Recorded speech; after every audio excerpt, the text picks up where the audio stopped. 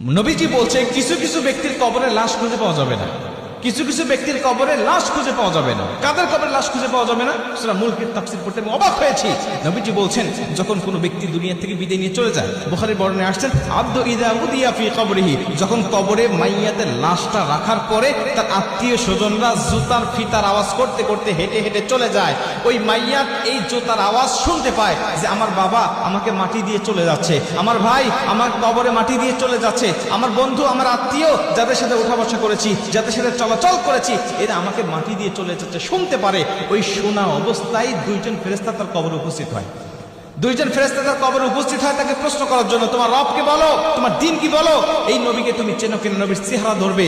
ও যদি উত্তর দিতে পারে কবরটা জান্নাত হবে, যদি না দিতে পারে লাদ্রি বলে বলে যদি পিছনে আসে, যদি বলেন আমি চিনি না জানি না বুঝি না, তখন তার কবরটা জাহান্নামের গর্ত হবে। নবীজি বলেন কিছু কিছু কবরে গিয়ে দেখবে কবরের মধ্যে লাশ নাই।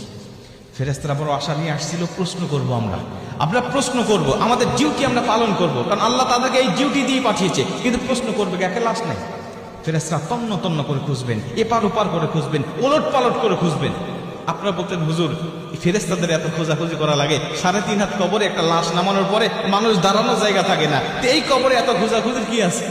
ভাই মুমিনের কবর 3.5 হাত থাকবে না। নবীজি বলেন 3.5 হাত কবরে মুমিনের লাশটা নামানো হবে, কিন্তু নামাতে দেরি হবে, রাখতে দেরি হবে, মাটি দিতে দেরি হবে। ওই মুমিনের দৃষ্টি যতদূর যায় আল্লাহ মুমিনের কবরটাকে প্রশস্ত করতে দেরি করবে না, মুমিনের কবরটা প্রশস্ত হয়ে যাবে।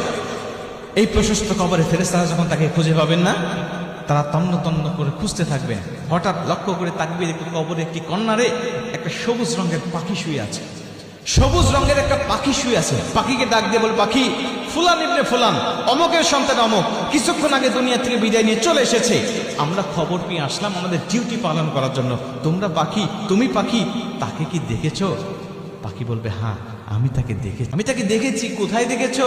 আরে সে তো আমার ডানার নিচে। পাখি বলবে সে তো আমার ডানার নিচে আরামের ঘুম দিয়েছে, প্রশান্তির ঘুম দিয়েছে, আমি তাকে ঘুম পাড়িয়ে রেখেছি। খবরদার তোমরা ফেরেশতা জোরে কথা বলো না, বান্দার ঘুমের বড় ডিস্টার্ব হবে। সে বড় ক্লান্ত শ্রান্ত দেহ নিয়ে দুনিয়ার থেকে আল্লাহর ইবাদত করে কবর এসেছে, আমার আল্লাহ আমাকে পাঠিয়েছে তাকে পাহারা দেওয়ার জন্য, অতএব খবরদার জোরে কথা বলো না। আল্লাহু আকবার বলে। ফেরেশতারা বলবেন পাখি আমাদের ডিউটি আমাদেরকে পালন করতে দাও, তুমি একটু বের করে দাও, আমরা শুধু 3টা প্রশ্ন করব, উত্তর পেলেই চলে যাব, তুমি তাকে ঘুম পাড়িয়ে রাখবে, আমরা আর বাধা দিতে আসবো না। পাখিটি ডাক দিয়ে বলে ফেরেশতা শোনো, ও ব্যক্তি উত্তর দিতে পারবে কি পারবে না তোমরা কি জানো না? আমি পাখি ওর পক্ষ থেকে তোমাদেরকে উত্তরটা দিয়ে দিতে চাই, তারপরেও তোমরা তাকে ডেকো না।